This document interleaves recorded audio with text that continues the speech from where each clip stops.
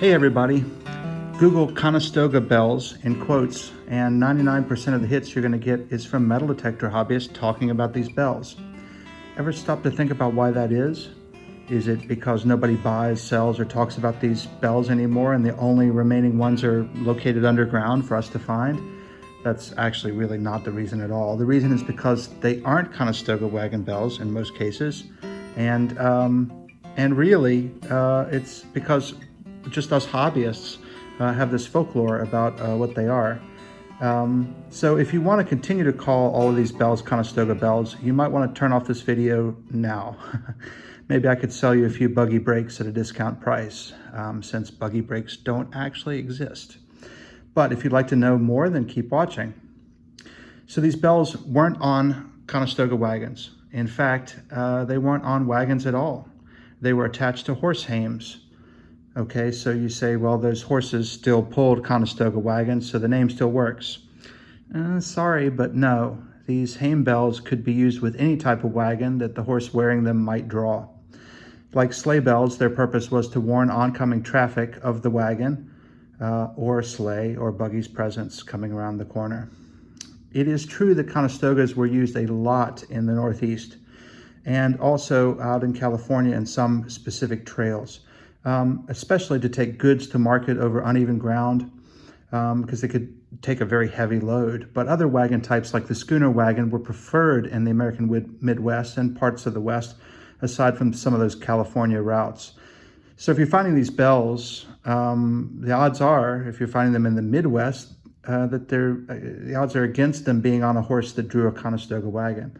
In fact, there were many wagon types used during the 19th century, including the Conestoga and the more common prairie schooner, as well as freight wagons, farm wagons, chuck wagons, peddlers' wagons, stagecoaches, buckboards, and many more. So, like many cases of metal detecting lore, romanticizing the past with a good story, in this case about westward expansion, even though the wagon type is wrong in many cases, it's just not true. So I've included some reputable resources of wagon types in the description for this video down below, so take a look at those. So that means that calling these bells Conestogas doesn't really work. In much of the Deep South, Conestoga wagons were not used because they would have mired down in the mud. They were a very heavy wagon which took a very heavy load. And many of the goods down here were transported via waterways instead.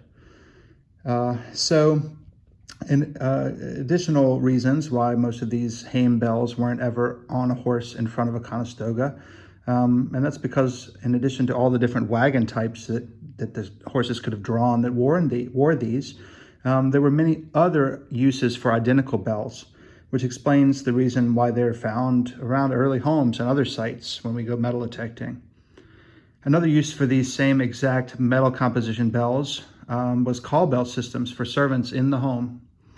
In affluent areas in the past, these systems often had more bells in each system than there were in those even worn by the horses.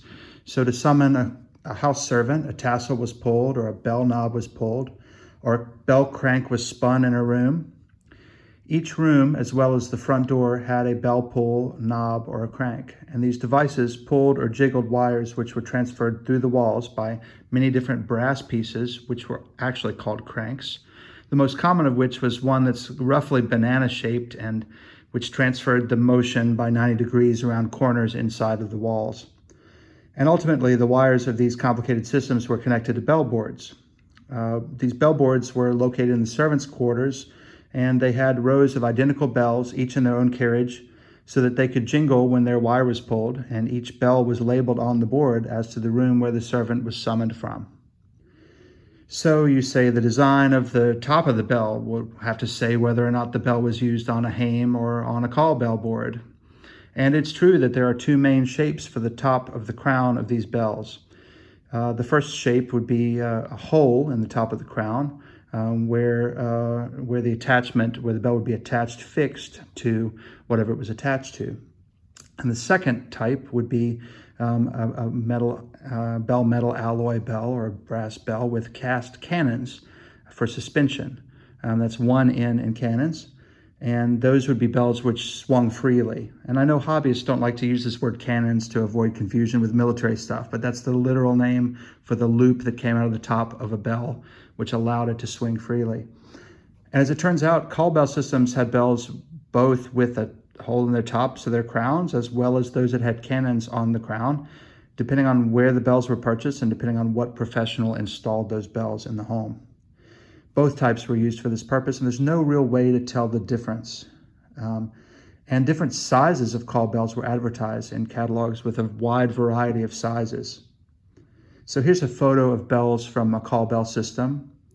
And here are some photos of cranks and pulls used in various rooms to ring the bells. And a diagram of a simple call bell system for one bell, and fragments of both bells and cranks from the walls, which came from a property owned by Thomas Jefferson. Now, obviously, finding any portion of a call bell, pull, crank, or wiring system would make one reevaluate the bell or bell fragments that they just dug while out metal detecting. And people will say that the bells that they found couldn't be from servants' call bell systems because they were dug in the Northeast or they were dug in non-slavery states. But nearly all middle class and above households had servants back in the 1800s and earlier, whether or not those servants were enslaved or not. And in the American South, servants were employed, of course, long after emancipation. And here's a late 1800s photo from Appomattox Manor in Virginia that shows this very clearly. In fact, here's a photo from the White House staff taken in 1872 during Rutherford B. Hayes's presidency in Washington, D.C. So my point here is that having house servants was viewed in past centuries as a status symbol, regardless of whether those servants were free or enslaved.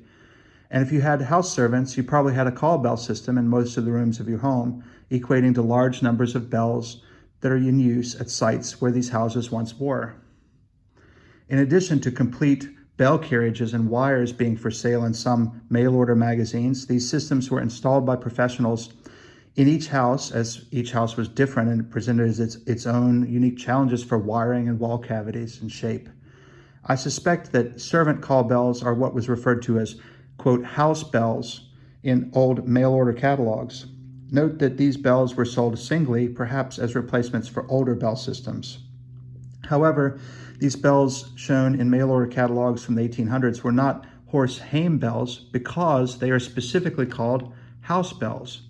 Otherwise, they would have been called hame bells or sleigh bells or some other horse-related things, or saddle chimes or something else. These are differentiated in these catalogs by the absence of a wooden handle attached. The bells that were sold with a handle were called handbells in the same catalogs because they were rung by hand. And handbell uses included school bells, auction bells, and many other numerous functions to draw people to order or to announce the presence or to signal a change. And here's one of mine. This is actually a handbell. And you can tell that it is a bell metal alloy bell. This is not tomback, even though it looks kind of spun. It is generally bell metal. And that's an alloy known for its sweet sound. And you can hear that nice sound there. The clapper is, of course, gone, but you can see where the clapper attached to an iron spindle that had the handle, the wooden handle, and then there's a brass ferrule there. So this is definitely a handbell. But even in the absence of this handle, you could tell in the top here in the crown, there's just a hole going through. So you could tell this either once had a handle, even if the handle was missing, or that it was attached directly to whatever surface it was mounted to. Some school bell examples, especially the larger ones, were mounted to wood and swung. So school bells with cannons on their crowns do exist. And of course, the iconic image of the one-room schoolhouse would not be complete without a small bell tower with a sizable school bell inside. And so such tower bells were generally rung to call students to school and to dismiss them at the end of the school day. And handbells in the classrooms were rung to signal the start and end of classes, as well as movements and transitions, especially beginning in the early 20th century. And this tradition was kept alive long past electrification by electrified bells mounted in hallways and eventually electronically generated chimes, buzzers, and even sounds emitted from an intercom system to signal a class change or an announcement. Now I'm going to move on to circular bells. I call these circular bells because I want to differentiate them from the round bells like crotal bells and sleigh bells. Circular bells can be made of bell metal, steel, or brass. And like all other varieties of this shape or bell, circular bells do not have cannons. They were generally just attached directly to whatever type of an item they were mounted to rather than freely swung. And here is a circular bell that's made of some sort of bell metal material. It's very encrusted. Okay, you can see that it shines sort of silvery. And here is a circular bell that just has, that's brass or some sort of a copper alloy. And you can see that it's a little bit larger of a size. There are several different ID possibilities for circular bells, so I'm going to go sort through these for you. There could be a clock bell from a small mantel, desk, or carriage clock. And here's a carriage clock of mine, which dates to probably the late 1800s. And you can see at the bottom here under the skirt, there is a similar bell. This one happens to be an iron or steel bell mounted there with its clapper. But generally you can see that there's not too many brass pieces on these tin-bodied clocks, except for the piece that held the clock guts and the handle and top there. So again, that's one possibility for these bells is a small clock, similar to a carriage clock or an alarm clock or a desk clock. Another possibility for a circular bell is a desk or counter bell, which was used in places of businesses to summon a clerk or worker or the owner. And these are well represented in early mail order catalogs, which leads me to believe that they also served some sort of function in homes. And then another possibility for these bells is saddle chimes. And I'm surprised that the clappers for saddle chimes, which are external and not internal, they're outside of the bell. I'm surprised that they do not get found more often. I bet people who find them really don't have a clue as to what they are. And there are pieces of the mounts of these that folks mistake for trigger guards, especially a piece here, and that they will call a trigger guard. But I've also seen the terminals of these broken frames identified by people as some sort of weird spur strap box with a hole in it, which they are not. Another possibility for circular bells is Victorian music box, a popular Victorian style of music box with visible bells, generally Swiss made, contain these types of bells. Sometimes plain, sometimes adorned with decoration. And this type of music box is called bells in sight by collectors. And there's also a possibility that this style of bell was a bicycle bell. And while I don't know of any bell metal bicycle bells, I do know of brass examples, and of course many of the Victorian ones, especially early on, were highly decorated and had a little bit steeper sides to them. But later styles were plain, as shown here, although many of those were made of steel composition.